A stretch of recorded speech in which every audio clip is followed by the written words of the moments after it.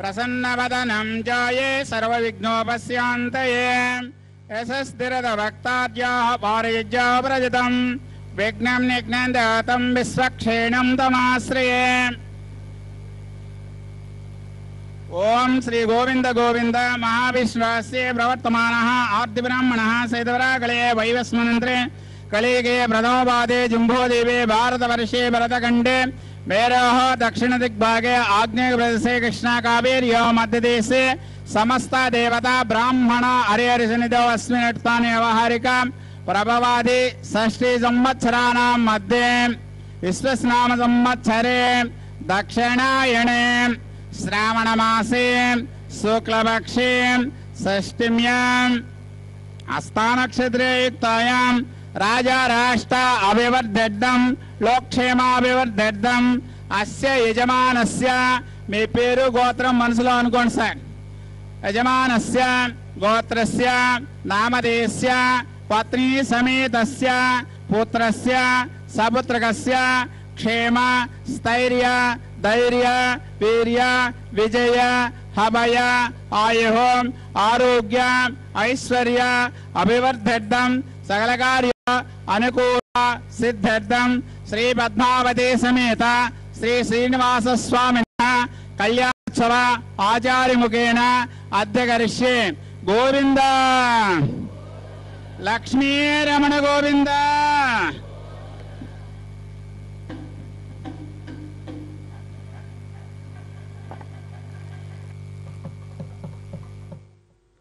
श्री गुरुभ्यो नमः।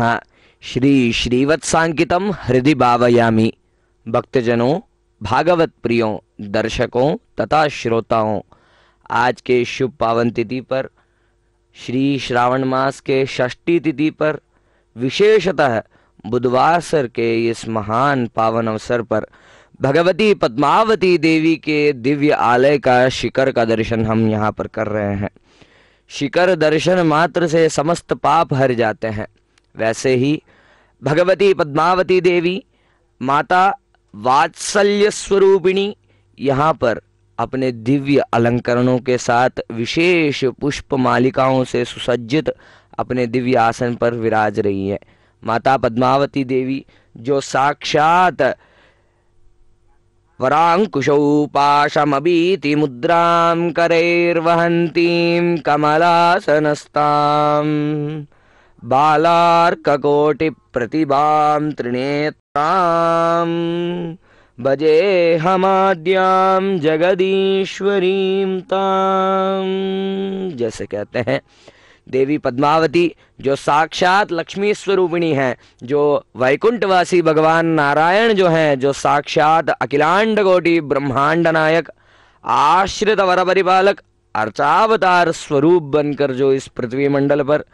तिरुमलेश बनकर सप्तगिरियों में शेषाचला अधिष्ठान भगवान बनकर जो रह रहे हैं, जो शालिग्राम मूर्तिधारी हैं, जो श्री वेंकटेश्वर बालाजी भगवान हैं,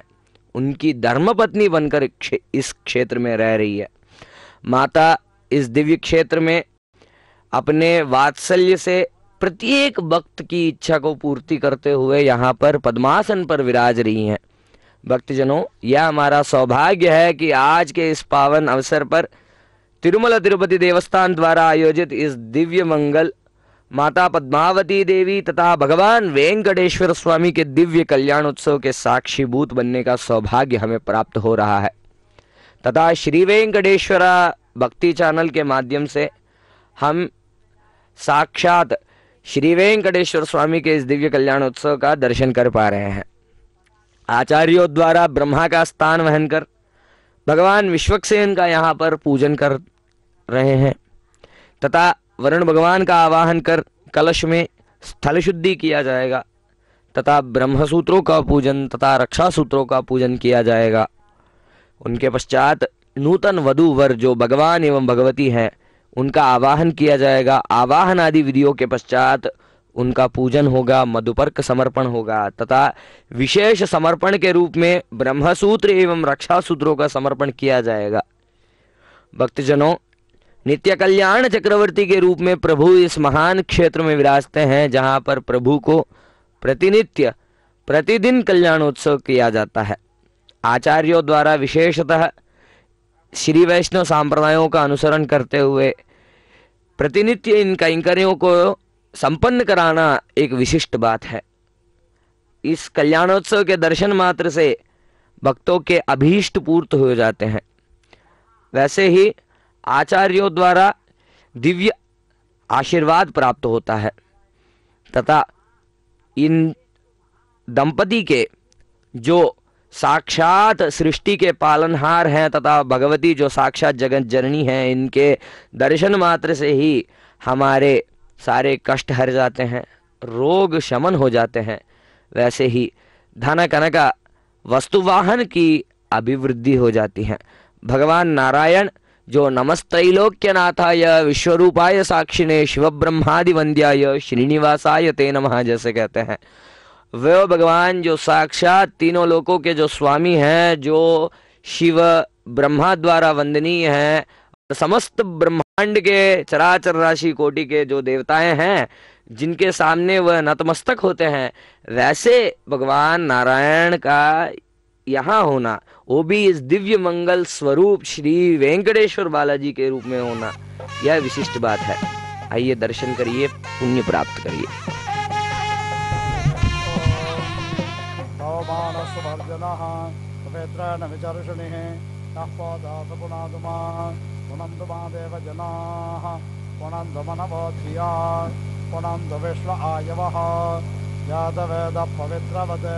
पवित्रेण पुनाहिमा शुक्रेण देवदेद्यद् अग्न्याक्रत्वाक्रतो गुम्रणो यत्ते पवित्रमर्चिषे अग्ने विततमन्तरा ब्रह्मतेन पुनेमहे भाभ्यां देवसवितः पवित्रेण सवेन च इदं ब्रह्म पुनेमहे वैश्वदेवे पुनदे देव्यागात् यस्यै बह्वे स्तन्वो वेदपृष्ठाः तया मदन्दसदमात्येष अयज्ञस्यामपतयोरयेणां वैश्वानरो रश्मिभिर्मा पुनादो पादप्राणेन शिरोमयो भोः या वा पृथिवे वयसा वयोभिः ऋतावरे यज्ञे मा पुनेदां बृहद्भ्यः सविदस्त्रभिः परिशिष्टैर्देवमन्मभिः अग्ने दक्षैः पुनाहिमा येन देवा पुनद येनापो दिव्यङ्गशः येन दिव्येन ब्रह्मणा इदं ब्रह्म पुनेमहे यः पावमाने रध्यते ऋषिभिः संभृतगुं रसं सर्वगुं सपोतमस्नाति स्वदिदं मातरिष्वन् पावमानेर्यो अध्येति ऋषिभिः संभृतगुं रसं तस्मै सरस्वते दुहे क्षीरगुं सर्पिर्मदोदकं पावमाने स्वस्तयनेः स्वदुर्गाहि पयस्वतेः ऋषिभिः संभृतो रसः ब्राह्मणे स्वमृतकम् इदं पावमानेर्दिशन्तु नः इमं लोकमतो अमं कामान् समर्दयन्तु नः देवैर्देवैः समाभृताः पावमाने स्वस्तयनेः स्वदोघाहि घृतस्तुतः ऋषिभिः संभृतो रसः ब्राह्मणे स्वमृतकम् इदं येन देवा पवित्रेण आत्मानं पुनदे सुताः येन सहस्रधारेण पावमान्यः पुनन्तु मा राजापत्यं पवित्रं ततोऽद्यामगुं हिरण्मयं तेन ब्रह्मविदो वयं बोधं ब्रह्म पुनेमहे इन्द्रसुनीते समा पुनातो सोमस्वत्यावरुणः समेच्याः यमो राजाः प्रभृणाभ्यः पुनातु वा जातवेदा मोर्जयन्त्या पुनातो भोर्भुवस्वः तच्छयोरावृणेमहे गातुं यज्ञाय गातुं यज्ञपतये देवे स्वस्तिरस्तु नः स्वस्तिर्मानुषेभ्यः ऊर्ध्वञ्जजातु भेषजं षण्णो अस्तु द्विपदे षञ्चतुष्पदे ॐ शान्ति शान्ति शान्तिः।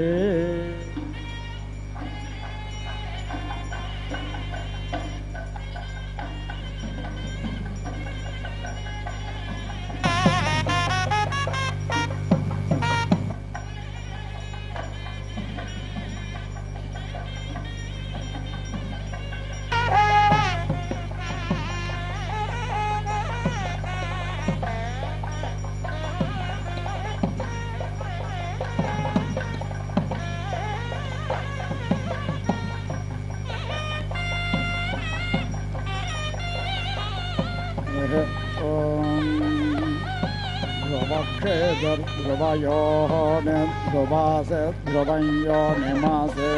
दुसाधिया उभ्यस्य गेतुं प्रथमञ्जोषाणाश्विना ध्वर्यो सादयतामिह त्वा कुलायिने घृतवादे पुरं देस्यो न सेद सदा न पृथिव्याः अभित्वा रुद्रावसवो गृह्णन्ति मा ब्रह्मा पेपिः सौभागायाश्विना ध्वर्यो सादयतामिह त्वा स्वैर्दक्षैर्दक्षापि देहसे तदेवानाग् सुम्न बृहतेरणाय पितेवेधिसो न वासुषेवाश्वा मेषा तन्वासं वेशस्वाश्विना ध्वर्यो सादयतामिह त्वा पृथिव्या पुरेशमस्यप्सो न मतान्त्वा विश्वे अभ्यगृह्णन्तु देवाः स्तोमा पृष्ठा घृतवातिषसेद प्रजावादस्मद्रविणाय जस्वाश्विना ध्वर्यो सादयतामिह त्वा आदित्यास्त्वा पृष्ठे सादयाम्यन्तरिक्षस्य धर्त्रीं विष्टं भानीं दिशामधिपत्नीं भुवनानां ऊर्मिर्द्रप्सो अपामासि विश्वकर्मातर्षे अश्विना ध्वर्यो सादयतामिह त्वा आदित्यास्त्वा पृष्ठे सादयाम्यन्तरिक्षस्य धर्त्रीं विष्टं भानीं दिशामधिपत्नीं भुवनानां ऊर्मिर्द्रप्सो अपामासि विश्वकर्मातर्षे अश्विना ध्वर्यो सादयतामिह त्वा शुक्रश्च शुचश्च ग्रीष्मः ऋतो अग्निरन्तश्लेषोऽसे कल्पेतां यावा पृथिवी कल्पन्त माप ओषधयः कल्पन्तामग्नयः पृथङ् मम ज्येष्ठ्याय सौराताः ये अग्नयः समानसोऽन्तरा द्यावा पृथिवी इमे ग्रीष्मः ऋतो अभिकल्पमाना इन्द्रमिव देवा अभिसंवेशन्तु तया देवता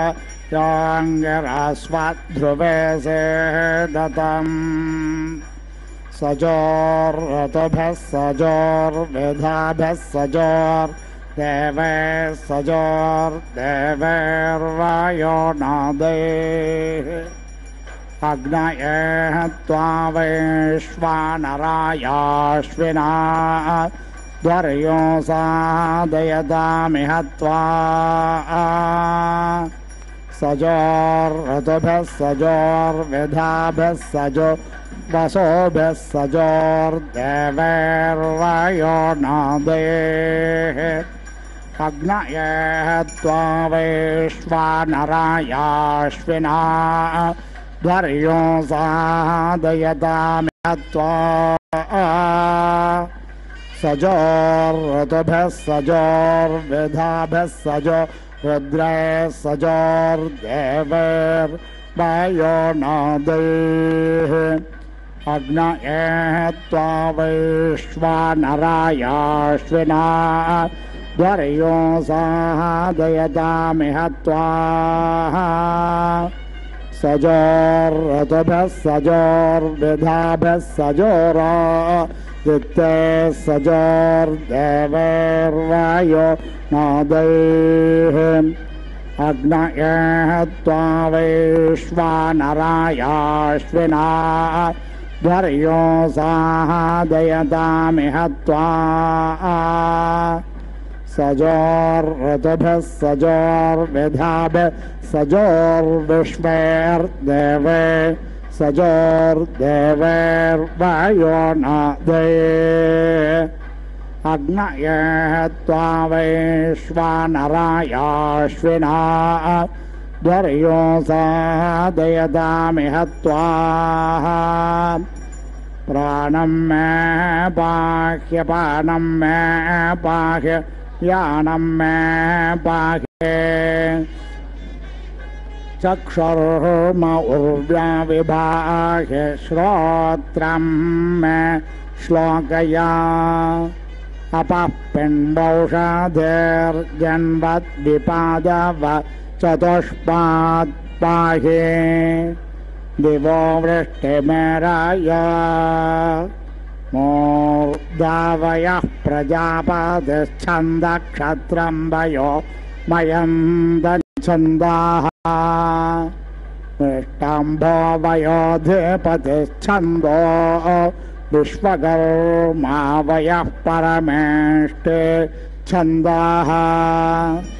बस्तो वयो विबलं छन्दो वृष्णर्वयो विशालं छन्दाः पुरुषो वयस्तन्द्रं छन्दो व्याघ्रो वयो न दृष्टं छन्दाः सिंहो वयश्चन्दः पष्ठवान् वयो बृहते छन्दः कुक्षावयः कुकुच्छन्दार्षभो वय सतो बृहते छन्दाः अनन्वयः पङ्क्तिश्छन्दो धेनुर्वयो जगते छन्दाः त्रैर्वयस्रष्टुच्छन्दो द्वितीयवान् वयो विराट् छन्दः पञ्चाः विर्वयो गायत्रे छन्दत्रिवत्सो वया उष्णिच्छन्दाः तुर्यवाट् वयो नुष्टुच्छन्दो लोकं प्रणता अस्येन्द्रं विश्वाः इन्द्राग्ने अव्याधमानामिष्टागा मृगहतं युवम् पृष्ठेन द्यावा पृथिवी अन्तरिक्षं च विदधे विश्वकर्मा त्वा साधयत्वन्तरिक्षस्य पृष्ठे यतस्वतीं प्रथस्वतीम् अन्तरिक्षं यच्छान्तरिक्षं दृग् आन्तरिक्षं माहिज्ञसे विश्वस्मै प्राणाय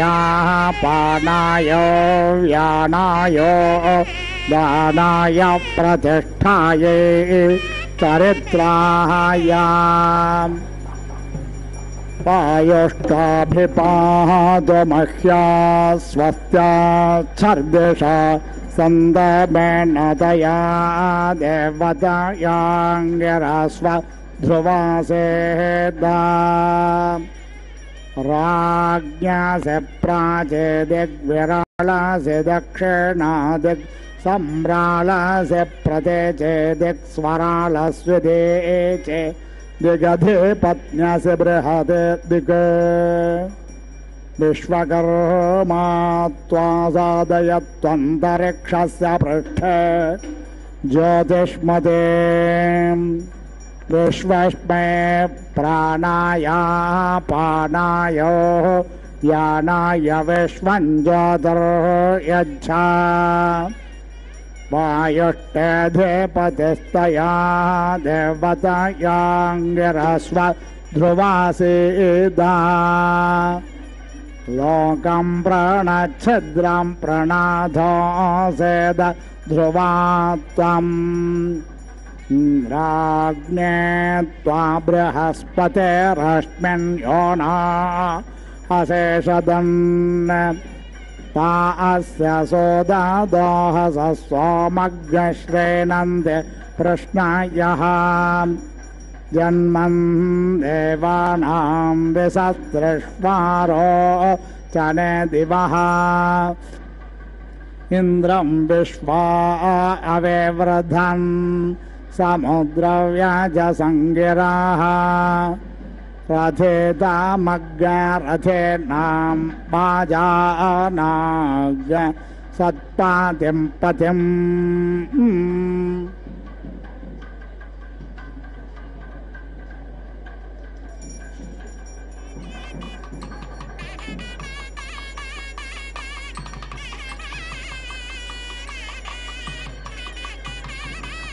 राज्ञासि प्राचेदिग्विराळसि दक्षिणादिक्सम्राळसि प्रतेचेदिगा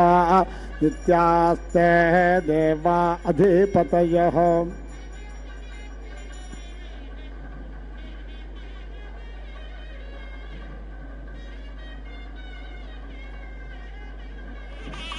राज्ञासि प्राचेदिग्विराळसि दक्षिणादिक्सम्राळसि प्रतेचेदिक् स्वराळसुदीचेदिगधिपत्न्यसि बृहत् दिक् विश्वे देवा अदितिः पञ्चजना अदितिर्जातमदितिर्जने त्वाम् नभस्य नभस्यश्च वार्षिका ऋतो अग्निरन्तश्लेषोऽसि कल्पहतां यावा पृथिवी कल्पन्दापाप ओषधयः कल्पन्दामग्नयः प्रथमम ज्येष्ठ्याय सौरथाः ये अग्नयः समानसोऽन्तराद्यावा पृथिवी इमे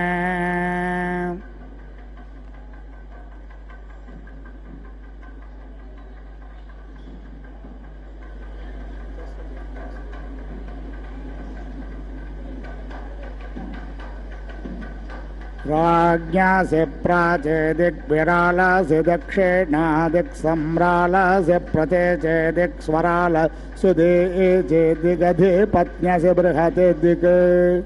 विश्वकर्मा त्वा साधयत्वन्तरिक्षस्य पृष्ठे ज्योतिष्मतीं विश्वस्मै प्राणाया पानाय ज्ञानाय विश्व ज्योतिर्यच्छा वायुष्टेऽधिपतिस्तया देवतायाङ्गिरस्व ध्रुवासीदा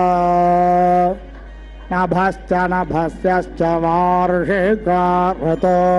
अग्निरन्तश्लेषोऽसि कल्पेतां यावा पृथिवी कल्पन्दा माप ओषधयः कल्पन्दामग्नयः प्रथमम ज्येष्ठ्याय सौरथाः ते अग्नयः समानसोऽन्तरा द्यावा पृथिवी इमे वार्षिकार्तो अभिकल्पमाना इन्द्रमिव देवा अभिसंवेशन्तु तया देवतायाङ्गिरस्वध्रुवेशे दतम् यशश्चोर्जश्च शारदा ऋतो अग्निरन्तश्लेषोऽसि कल्पेतां यावा पृथिवी कल्पन्ता माप ओषधयः कल्पन्तामग्नयः प्रथमम ज्येष्ठ्याय सौरथाः ये अग्नयः समानसोऽन्तराद्यावा पृथिवी इमे शारदा ऋतो अभिकल्पमाना इन्द्रमिव देवा अभिसंवेशन्तु तया देवतायाङ्गिरस्वध्रुवेशे दतम्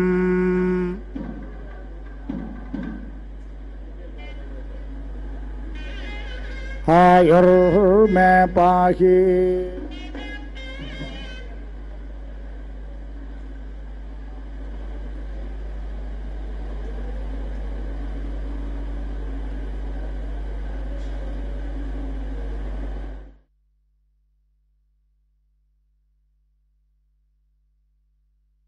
पद्मावती पाहे अलरमेल मंगा। माता श्री पद्मावती देवी तथा भगवान वेंकटेश्वर स्वामी नूतन वधूवर के रूप में यहाँ पर विराजमान हैं। उनके इस दिव्य मंगल कल्याणोत्सव में आचार्यों द्वारा उन्हें रक्षा सूत्रों का पहनाना, श्री ब्रह्म सूत्रों को पहनाने के पश्चात यह श्री कन्यादान का सुमुहूर्त है, जहाँ पर आचार्यगण आदौ श्री भगवान वेंकटेश्वर स्वामी तथा भगवती श्री पद्मावती देवी के गोत्र नामों का उच्चारण करेंगे। तत्पश्चात श्री देवी स्वरूपिणी श्री लक्ष्मी स्वरूपिणी श्री पद्मावती देवी का कन्यादान करेंगे प्रभु श्री वेंकटेश्वर स्वामी को। यह पुष्पबंधन माला जो है यह दर्शाता है कि माता का हाथ प्रभु के हाथ में थमाकर श्री नारी फल को, जो श्रीफल है, जो पूर्ण फल है, उस नारियल फल को साक्षी मानते हुए उनका कन्यादान किया जाता है। कन्याम कनक संपन्नाम कनकाभरणैर्युताम दास्यामि विष्णवे तुभ्यम ब्रह्मलोक जिगीर्षया। इन महान मंत्रों से आचार्यगण यह संकल्प लेते हैं कि प्रभु नारायण हम हमारी पुत्री जो साक्षात कनक स्वरूपिणी है, जो साक्षात लक्ष्मी स्वरूपिणी है, उन लक्ष्मी स्वरूपिणी को समृद्धि के साथ, सस्यता के साथ एवं समस्त ऐश्वर्यों के साथ आपको दान दिए जा रहे हैं। इसी के फल स्वरूप हमें, हमारे भक्तजनों को, हमारे श्रोताओं को, हमारे इस कल्याणोत्सव के दर्शकों को ब्रह्मलोक की प्राप्ति दो। तथा आचार्यों द्वारा दिव्य संकल्प लेने के पश्चात यह कन्यादान संपूर्ण कराया जाएगा, जिसमें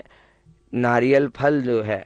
यह श्रीफल पर अभिषेक किया जाएगा तथा कन्यादान संपूर्ण किया जाएगा। जिसके होने के बाद आचार्यों द्वारा श्री मंगल सूत्रों का यहाँ पर पूजन होगा, जहाँ पर सर्वमंगला देवी का आवाहन कर उनका वहाँ पर पूजन करेंगे। तत्पश्चात अभिषेक आदि विधियां कर उनको विशेषतः अर्चना क्रियाएं करेंगे। तत्पश्चात प्रभु के हाथों माता को वह दिव्य मंगलसूत्र पहनाया जाएगा। भक्तजनों, यह भगवान जो है साक्षात वैकुंठवासी नारायण इस कली काल में, कली के इस दुष्ट काल में, इस दुष्ट समय से हमें मुक्ति देने हेतु कलियुग वैकुंठ के नाम से जो जाना जाता है, जो कलियुग वैकुंठ है, जो तिरुमला के क्षेत्र हैं, जो सप्तगिरियां हैं, जो शेषाचल पर्वतें हैं, उनमें श्री वेंकटेश्वर बालाजी, श्रीनिवास बालाजी के रूप में यहाँ पर विराज रहे हैं। प्रभु जो साक्षात अपने वक्षस्थल पर माता को विराजते हैं, वैसे भगवान जो शंख चक्रधारी हैं, वैसे भगवान जो माता के साथ विराजते रहते हैं। जैसे मायावी परमानंदम त्यक्त्वा वैकुंठमुत्तमम स्वामी पुष्करिणी तीरे रमया सह मोदते। इस स्वामी पुष्करिणी के पास रहने के लिए साक्षात वैकुंठ का त्याग कर माता के साथ यहाँ पर विराज रहे हैं। दर्शन करिए। चक्षुः में बाह्य श्रोत्रम में बाह्य वाचम में पिंडमनो में जिह्वात्मानं में बाह्य ज्योतिर्में यच्छा माच्छन्द प्रमाच्छन्द प्रतिमाच्छन्दो अस्त्रेवयच्छन्दाः पंक्तिच्छन्दा उष्णिच्छन्दाः बृहते छन्दो नुष्टुप्छन्दो विराट छन्दो गायत्रे छन्दाः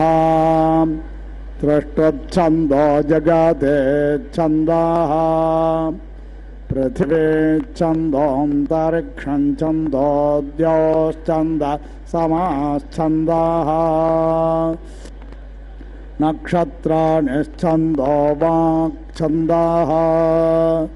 मनश्छन्द कृषिच्छन्दो हिरण्यच्छन्दो गोश्छन्दाः अजाश्छन्दो श्वश्छन्दाः अग्निर्देवता पातो देवता सूर्यो देवता चंद्रमा देवता वसवो देवता रुद्रा देवता आदित्या देवता मरुतो देवता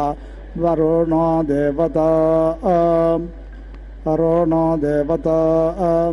मूर्धासिराट् ध्रुवासे धरुणा धत्रियासे धरणे आयुषे त्वा वर्चसे त्वा कृष्ये त्वा क्षेमाय त्वा यन्त्रेराट्यन्द्रियसि यमने ध्रुवासे धरित्री ईषर्तोर्जे त्वा रय्ये त्वा पोषाय त्वा आशस्त्रवृद्भान्तः पञ्चदशो व्योमा सप्तदशो धरुण एकविघ्नशप्रतोऽर्थे अष्टादशः तपो नवदशो बेवर्तः स विघ्नशो वर्चो द्वाविघ्नसः संभरणस्त्रयो विघ्नसो योनिश्चतुर्विघ्नसः गर्भाः पञ्चविघ्नस ओजस्त्रणवक्रतो रेकत्रिघ्नस प्रातिष्ठात्रयस्त्रिघ्नसो ब्रध्नस्य विष्टपञ्चतुस्त्रिघ्नसः नाकषट्त्रिघ्नसो बिभर्तो अष्टचत्वारिघ्नसो धर्त्रं च दुष्टोमः अग्निर्भागोऽसि दीक्षाया आधिपत्यं ब्रह्मस्पृतं त्रिवृस्तोमः इन्द्रस्य भागोऽसि विष्णोराधिपत्य क्षत्रज्ञस्पृतं पञ्चदशस्तोमः नृचक्षसां भागोऽसि धातुराधिपत्य जनित्रज्ञस्पृतज्ञ सप्तदशस्तोमः मित्रस्य भागोऽसि वरुणस्याधिपत्य दिवोवृष्टिर्वातस्पृत एक विघ्नसस्तोमः वसोर्नां भागोऽसि रुद्राणामाधिपत्य चतुष्पात् स्पृतं चतुर्विघ्नसस्तोमः आदित्यानां भागोऽसि मरुतामाधिपत्य गर्भाः स्पृताः पञ्चविघ्नसस्तोमः अदितेर्भागोऽसि पूष्ण आधिपत्यमोज स्पृतं त्रिणवस्तोमः देवस्य सवितुर्भागोऽसि बृहस्पते राधिपत्यज्ञ समेचेर्दिश स्पृताश्चतुष्टोमस्तोमः यवानां भागोऽस्य यवनमाधिपत्यं प्रजास्पृताश्चतुश्चत्वारिघ्नसस्तोमः ऋभूनां भागोऽसि विश्वेश देवानामाधिपत्यं भूतज्ञस्पृतन्त्रयस्त्रिघ्नसस्तोमः सहश्च सहस्यश्च हैमन्तिका ऋतो अग्निरन्धश्लेषोऽसि कल्पेतां वा पृथिवी कल्पन्तामाप ओषधयः कल्पन्तमग्नयः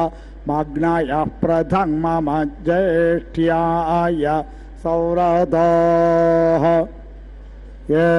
अग्नयः समानसोऽन्तराद्या वा पृथिवी इमे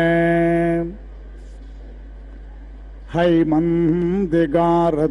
अभिकल्पमाना इन्द्रमिव देवा अभिसंवेशन्तु तया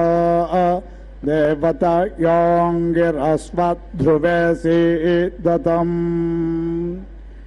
एकयास्तवत प्रजा अधीयन्त प्रजापति अधिपतिरासेत् तिसृभिरस्त्ववत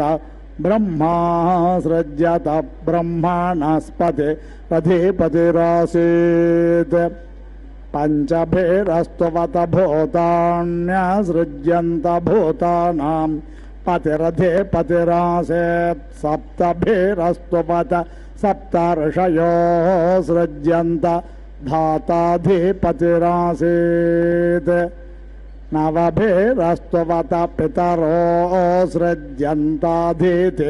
अधिपत्न्यासीदेकादशभिरस्तुवत ऋतवो सिज्यन्तार्तवा अधिपतय आसन् त्रयोदशभिरस्तुवत मासा असृज्यन्त संवत्सरोऽधिपतिरासीत् पञ्चदशभिरस्तुवत क्षत्रमासृज्यते इन्द्राधिपतिरासीत्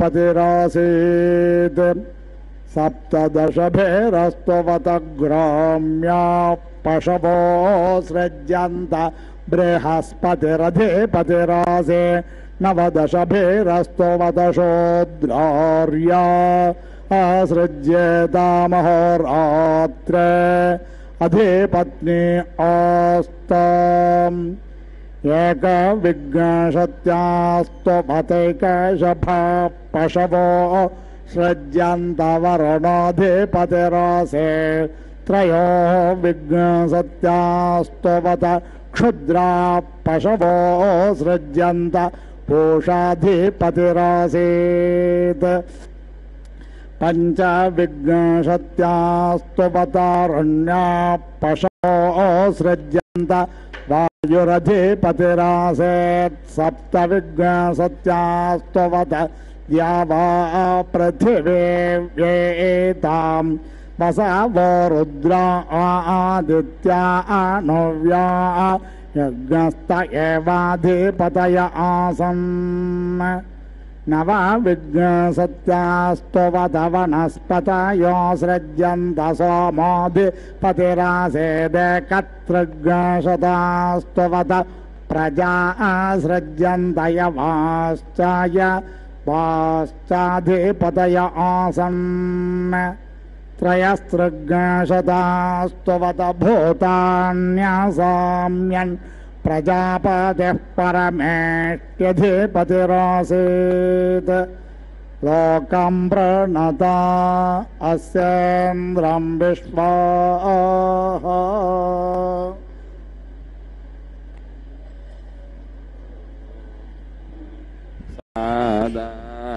सस्पताये माद्भूता ओहो वा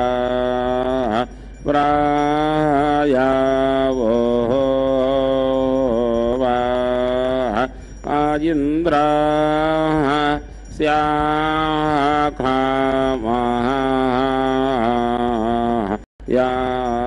याम् सानिम्मे धामायासि इदा मे विष्णो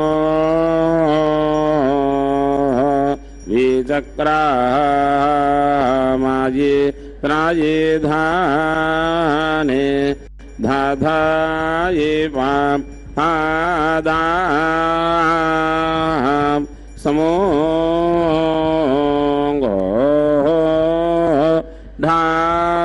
धामा स्यापाः ओहो वा ये सुले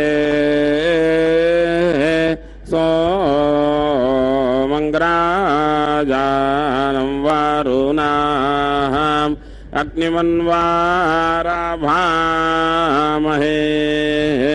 ओ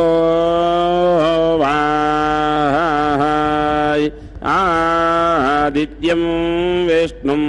सूर्यं ओ वाय ब्रह्माणाञ्चाहम् ओ वाय वृहा वा पाहति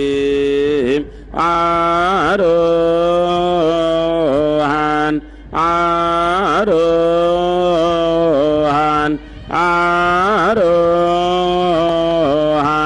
इदये तवो धारो ओहान् दिवपुरुष्टानि इयारो ओहान् पूर्वोर्जयो या हाथावा आदाम् उद्यामङ्गिरा आसो या आयो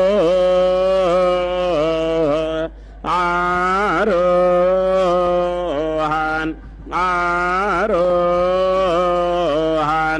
आरो ओ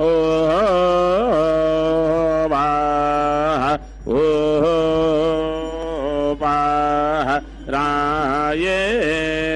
अग्ने महाये त्वां धानाय समधीमा आय आयेडे ये स्वाहे माहे वृषन् यावाहो त्रां यावो वावो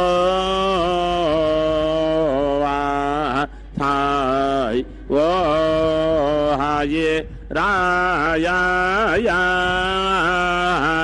ग्ने महे त्वाव धानाय समधीमाय आयेडाय स्वाहे वाहे वाहर्षान् द्यावात्राः यावो वाह थाहि वो हाये ददन्वे वाह यदि मनो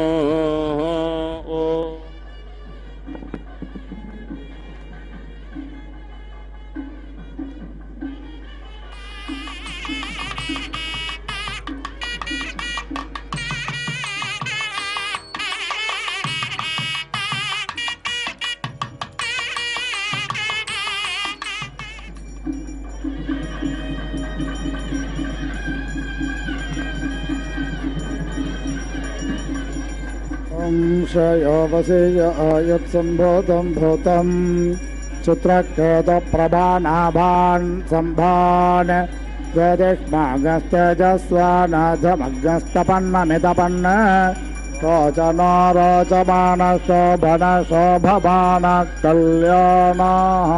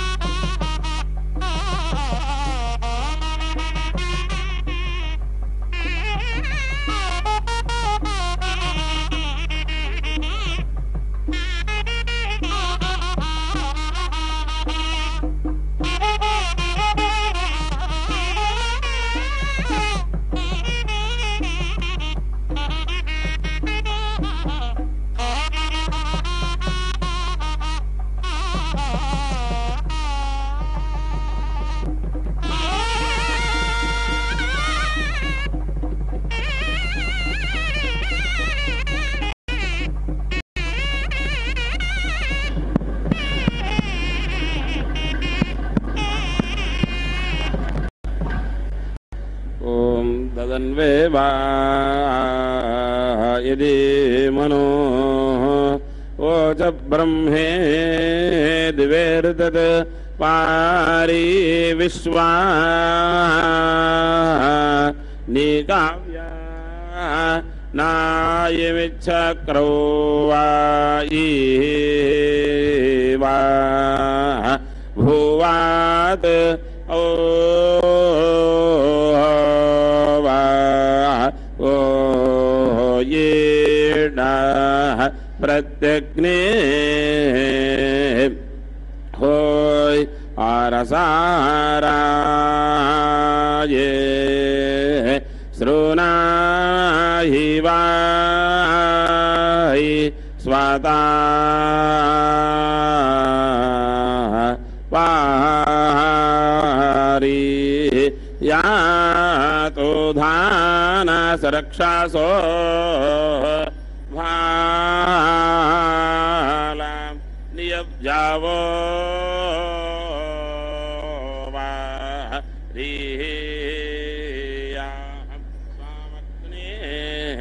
स्वामग्नाये वासंगृहा रुद्रांगाति धियांगुदा निद्रासो वा द्वारंजनम मनुजातां घृतप्रोषं इडाभा वो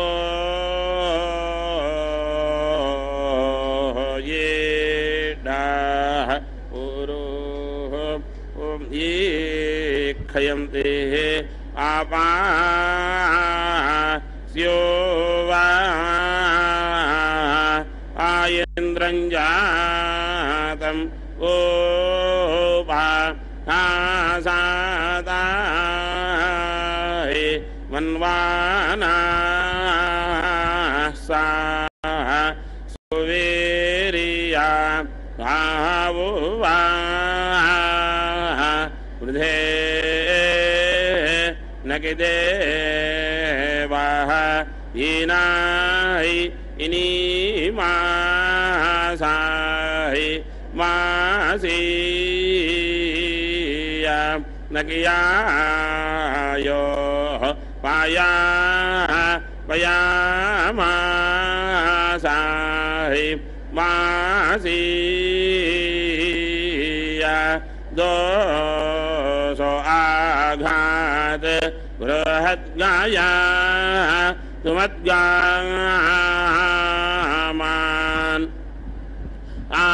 आथर्वाणाः सुहे ओ ये देवाः सुवोवाः ताः रोहाये ओम तमांजोति सर्वं वै वोर्णाहुतिः सर्वमेवाप्नोति अदो इयं वै वोर्णाहुतिः अस्यामेव प्रतिष्ठति ओम नारायणाय विद्महे वासुदेवाय धीमहि तन्नो विष्णु प्रचोदयात् स्वाहा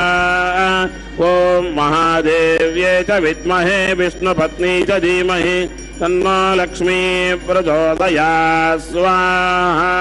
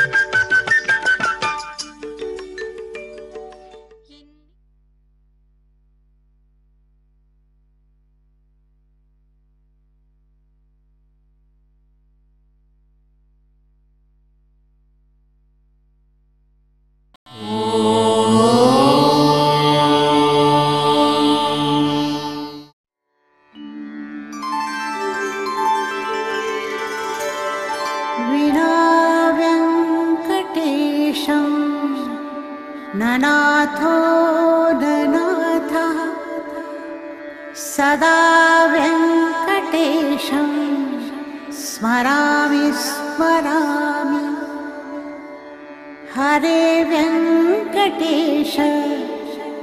प्रसीद प्रसीद। प्रियं वेङ्कटेश प्रयच्छ प्रयच्छ।